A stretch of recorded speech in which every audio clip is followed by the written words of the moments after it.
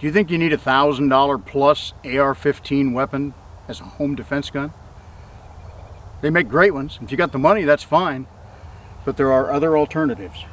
If you want to discuss a different kind of home defense weapon, stick around.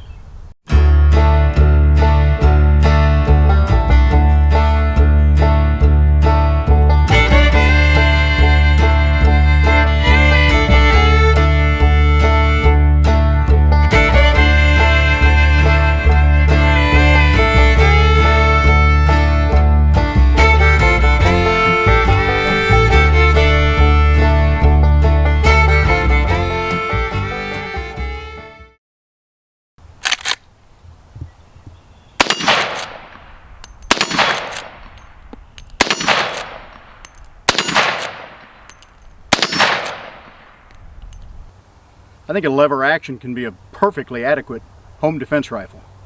This particular one has been for a long time for me. This is a Browning B92, copy of the Winchester 92, which was designed by John Moses Browning to begin with. These were chambered for pistol caliber cartridges back in the day. Today, they still are. Pistol caliber cartridges. But more than just the 4440 of the settling of the West. This one fires a .357 Magnum revolver cartridge. I have tested extensively in my water-based testing system to find out what's going to give me the best performance out of a rifle, because this 125 grain load in a 4-inch revolver will give you around 1,400 feet per second. When you fire it from this 20-inch carbine barrel, it's 2,100 feet per second. It becomes a rifle, not a handgun. And you have to choose your loads kind of carefully, because some of the loads will literally blow into tiny fragments at that kind of velocity. So this strikes a nasty blow from the muzzle out to 100 yards, gives perfectly good accuracy, and you can teach anybody how to use it. Very easy to use. Little story behind these. I had a cowboy buddy in Wyoming that had 2 of these Browning 92s. They made them in both .357 Magnum, .44 Magnum. He bought one of each. Now, he didn't like the high gloss finish and some of the stuff that Browning had on them, so he sanded off the finish, oil finished it, and he found authentic marbles tangs peep sights for them. I talked him out of the .357 in a gun deal a number of years ago. I inherited the .44 Magnum in his will. He died just a few months ago. I got to go to Wyoming and pick it up. These things are so alike. These 2 rifles are so identical, they really look like the stocks came from the same board. They're just perfect twins to each other. When I got involved in cowboy action shooting, this was my cowboy action rifle. I had a pair of Ruger Vaqueros and .357 Magnum, light loads that worked both in them and in this. And not to brag, but I won a few of those matches. In fact, I won the state championship that year for one club. And the reason I could is because of this rifle. There were a lot of guys who could outshoot me with their revolvers, but I was one of the fastest, most accurate guys there with a carbine. And finally they asked me why. They wanted me to give them a little bit of a lesson, and I said, well, it's the peep sight, not the mid-barrel sight. They were all using a mid-barrel open sights like this. Those are not easy to index and they're not fast to use. But I had learned years ago that an aperture sight with a peep, preferably a large opening, which we call a ghost ring, is both fast and accurate. Unfortunately, when I showed them how to use peep sights and they figured out how to get them mounted, I didn't win as many matches anymore. But this is a very effective combo. Do you need to go out and find a peep sight like this? Because if you do find one on the internet, it might cost as much as the rifle does nowadays. They are that difficult to get your hands on. No, there are a lot of other ways to get that peep, that aperture sight on your rifle. Here's another rifle I have. This is not my idea of a home defense rifle where I live now. This is the big brother to the 92. This is the Browning 86, made on the 86 Winchester action, again designed by John Moses Browning. This was chambered in rifle cartridges, and it is really, with the twin locking lugs and things, this is one of the strongest lever action rifles ever designed. This particular one came in .45-70. That's a little much for shooting in an urban environment. But if my home defense needs were back in Wyoming where I used to live, it's very possible this would be my home defense rifle, because out there now they have wolves and grizzlies. Home defense of a different kind. What I wanted to show you was a different kind of a peep sight. This is a receiver mounted. This one is by Williams. Lyman makes them. There are others. Most of these rifles come drilled and tapped already. The receiver just mounts right on there and you have a peep. It has an aperture in there that you can screw out and make it a very large ghost ring if you want one. Okay.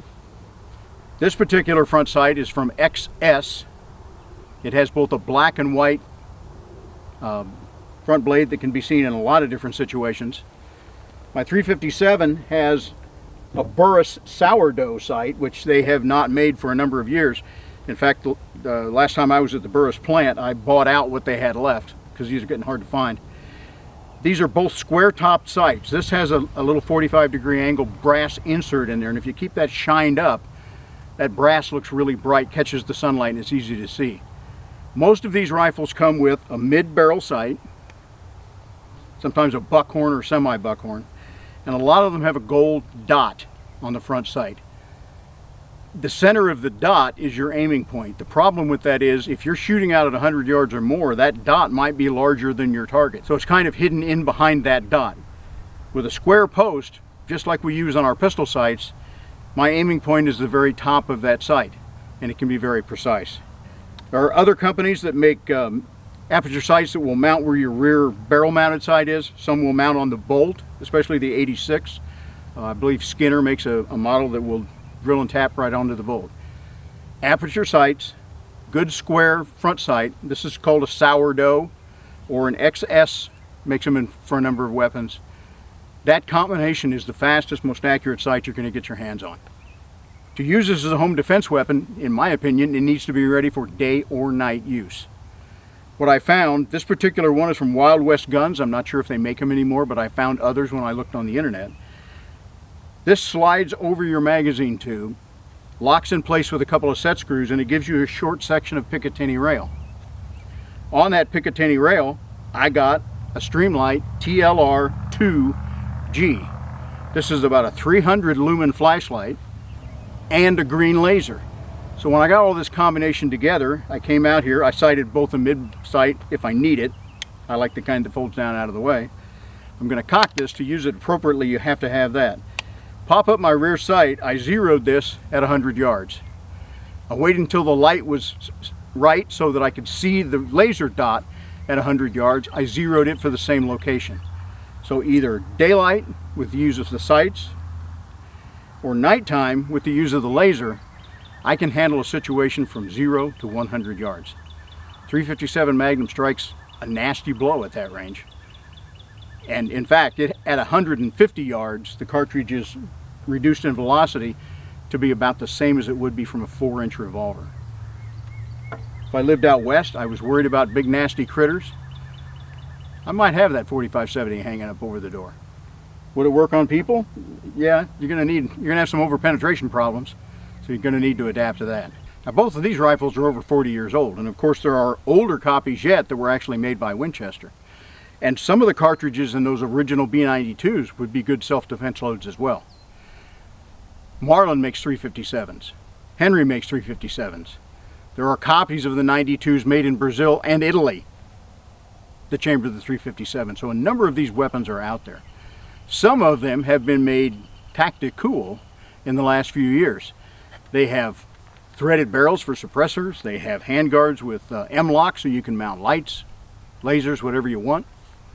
And they're a lot more acceptable of optical devices. If you want to put a red dot on a lever action rifle, the easiest way is to get one of these new tactical style lever action rifles. But you know what? I guess I'm old-fashioned. I think these will do just fine for me, and I didn't have to spend $1,000 or more for a new tactical lever action. You don't need an AR-15. If you got one, that's great. And I've got a few of those myself. But this can do the job. So think about what you need. Look about what you already have without spending a lot of money.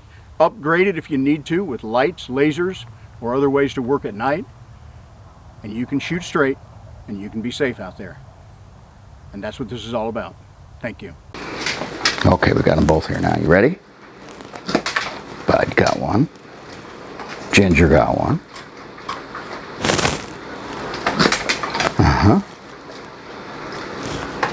Oh, she missed it. She usually gets them, doesn't she, Bud? Okay, girl, last one. You ready? You ready? Yeah! That's all there is till next time.